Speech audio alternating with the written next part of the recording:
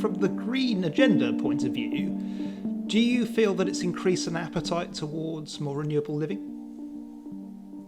I think the pandemic, it wasn't obviously the primary thought in my brain during the pandemic, not least because I was off on maternity leave with a young baby. So my primary thought was, do I have to stay in the house all the time with this baby now? But my second thought was, what about my grandparents, like everyone else, and what about my neighbours?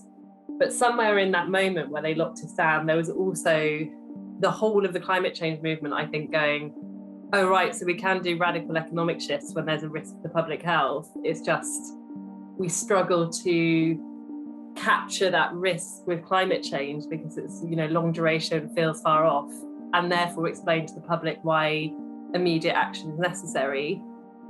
The other thing I thought is, there were just so many demonstrations of the day-to-day harms that fossil fuels do to us out and about. I live in the city centre, and just the air quality was spectacular. There, not just hear pictures around the world of that change. You could hear bird song. Nature really was healing in that time that human beings changed their behaviour. And I think maybe for a lot of people there was that sudden realisation that things could be different. Inflection points tend to do that. However, it's now a very, very pressured time for many people, and we've got an energy crisis on top of that. And when the cost of living is constrained, actually political action then becomes harder. And very understandably, people's priorities are about just, surviving day to day. So at the beginning of the pandemic, we had this huge wave of national governments promising investment, a moment for investment for growth, like any private sector company would do. At the point that you want to change, you raise more capital, you don't cut funds. Lots of commitments to decarbonisation, lots of commitments to different ways of doing things with green technologies.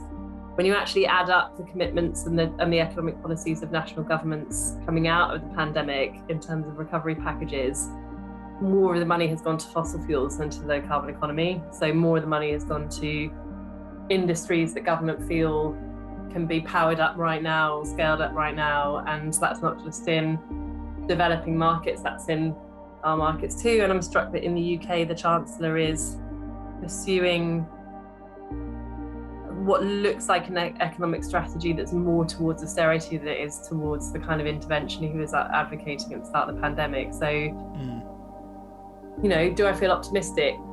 Yeah, in terms of human behaviour. Not that convincing. Why not? In terms of human behaviour and the awareness that we can change, also just the impacts of climate change that everyone saw last year. It just felt like the world was a bit broken, and I think that has kind of sat with people on an emotional level. On government action, it's too easy to sit back into what you always do in times of economic crisis, and we'll see at the COP. I think the COP will tell us really how serious politicians are.